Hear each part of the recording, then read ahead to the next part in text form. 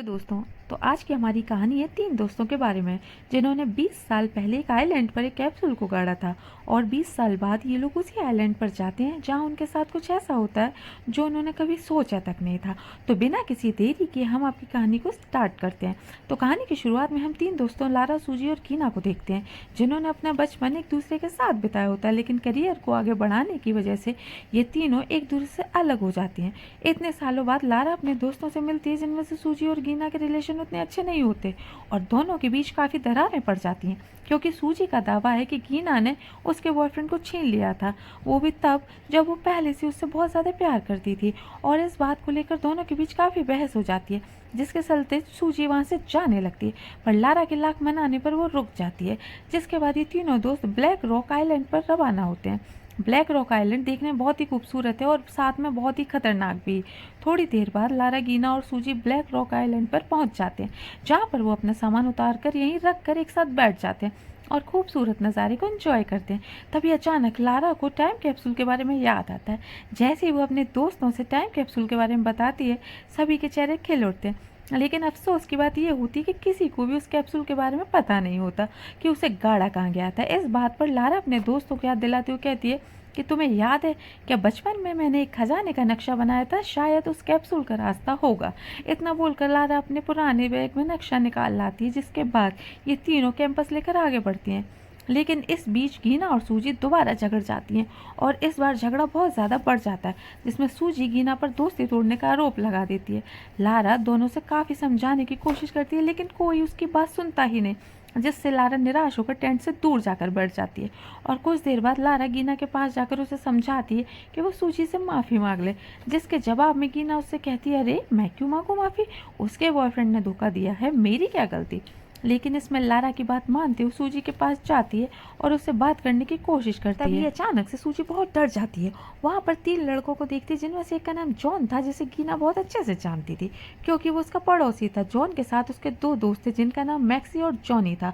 John गीना को भरोसा दिलाते हुए कहता है कि ये फॉर्मल मरीन नहीं है, तुम्हें मेरे दोस्तों से डरने की ज़रूरत नहीं है। जिसके बाद ये लोग आपस में काफ़ी घुल मिल जाते हैं और एक साथ इंजॉय करने लगते हैं। रात में कैंपिंग करते समय सूजी बहुत ज़्यादा ड्रिंक कर लेती है, जिसके चलते उसे बिल्कुल भी होश नहीं रहता कि वो क्या कर रही है, और इसी का फ़ायदा उठाते हुए जॉन उसके साथ फ्लर्ट करने की कोशिश करता है। इधर लारा और गीना सूजी को बहुत समझाने की कोशिश करती है कि वो गलत कर रही है, लेकिन सूजी रुकती नहीं है। वो जॉन के साथ सीधे जंगल चली जाती है और वहाँ से जाकर दोनों इंटीमेट होना शुरू कर देते हैं। लेकिन जैसे ही उसे होश आता है, वो समझने लगती है और जॉन को खुद से दूर होकर यहाँ से जाने के लिए कहती है। जॉन काफ़ी गुस्से में आ जाता है और उसके साथ ज़बरदस्ती करने लगता है। सूजी खुद को बचाने के लिए जॉन पर हमला कर देती है और जिससे उसकी मौत हो जाती है। सूजी के चिल्लाने की वजह से सभी वहाँ पर आ जाते हैं और वहाँ का नज़ारा देखकर सबकी आंखें फटी की फटी रह जाती हैं। जॉन की यहीं मौत हो जाती है। जॉन को मरते देख उसके दोस्त काफ़ी गुस्से में आ जाते हैं। उनमें से एक दोस्त लड़कियों को मारने के लिए आगे बढ़ता भी है, पर जॉन ही उसे ऐसा करने से मना करता है, लेकिन फिर भी वो रुकता नहीं है। वो तीनों लड़कियों को बहुत बुरी तरह पीटता है।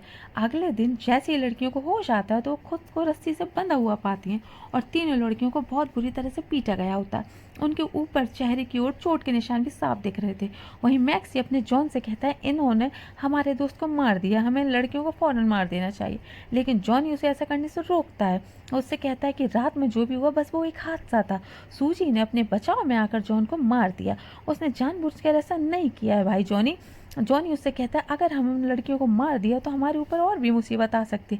लेकिन मैक्सी के ऊपर तो जैसे खून सवार था, उसे अपने दोस्त का बदला लेना था किसी भी हाल में, इसलिए वो जॉनी की बात को अनसुना करके वहाँ से चला जाता है। फिर बंदूक तानकर तीनों लड़कियों पर शूट करने ही वाला होता है। तभी सूजी उससे कहती है कि तुम सिर्फ बंधी हुई लड़कियों को ही मार सकते हो, असल में तुम एक डरपोक इंसान हो, अगर तुम्हारे अंदर हिम्मत है तो हमें खोल कर दिखाओ। अब यहाँ पर मैक्सी का ईगो हर्ट हो जाता है, जिसकी वजह से वो उन्हें खोल देता है और इस बात का फ़ायदा उठाकर वो लड़कियाँ उसकी आंखों में मिट्टी डालकर वहाँ से भाग जाती हैं। तीनों लड़कियाँ अलग अलग डायरेक्शन में भागती हैं, जिससे कि वो आसानी से उसे पकड़ ना सके।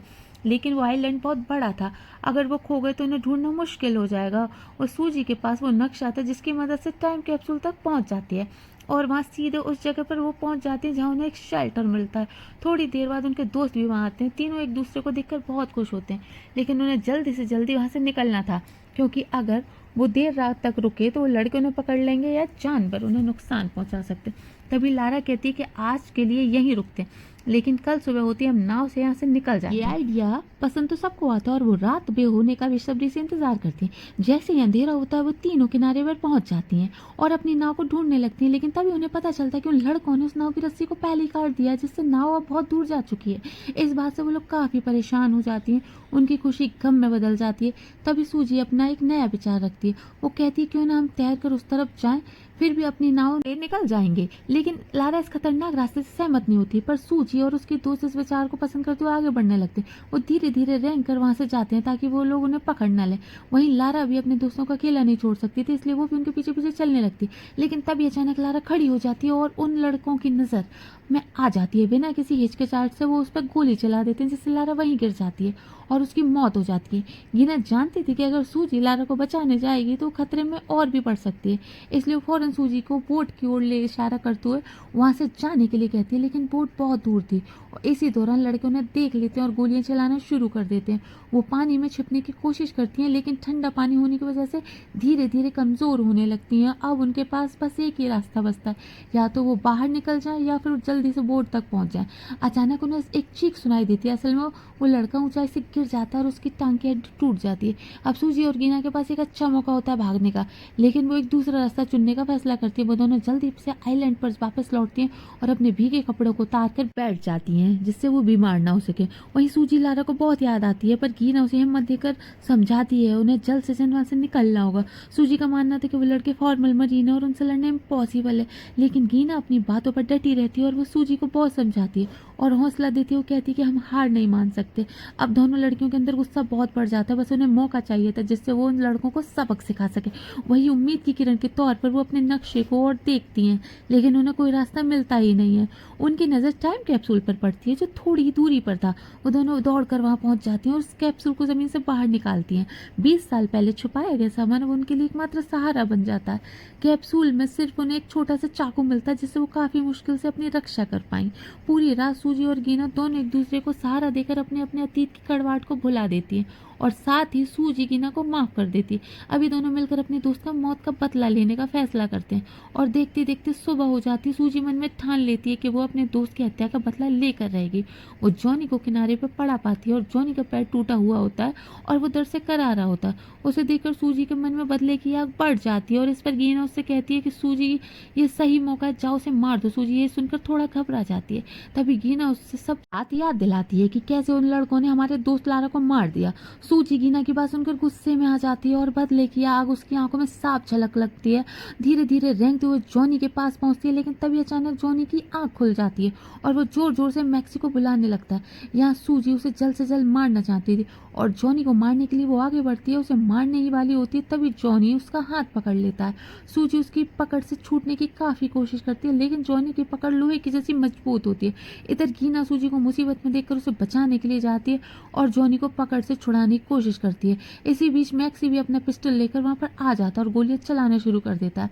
वो गोलियां सिर्फ लड़कियों को डराने के लिए चलाता है, क्योंकि अगर वो सही जगह निशाना लगाता तो कुछ गोली उसके दोस्त को भी लग सकती थी। अब गीना तो डर के मारे वहां से भाग जाती है, लेकिन सूजी नहीं भागती। वो बिना डरे बंदूक उठाती है और जॉनी पर हमला कर देती है, जिससे जॉनी की वहीं मौत हो जाती है। लेकिन अब गीना की जान खतरे में थी। गीना अपनी जान बचाने के लिए पहाड़ के किनारे पहुंच जाती है और मैक्सी भी उसके पीछे पीछे पहुंच जाता है। वो गीना पर निशाना लगाने वाला होता है, तभी सूजी अचानक से आकर उस पर हमला कर देती है, जिससे मैक्सी की आखिरी गोली बर्बाद हो जाती है। लेकिन मैक्सी भी हार नहीं मानता।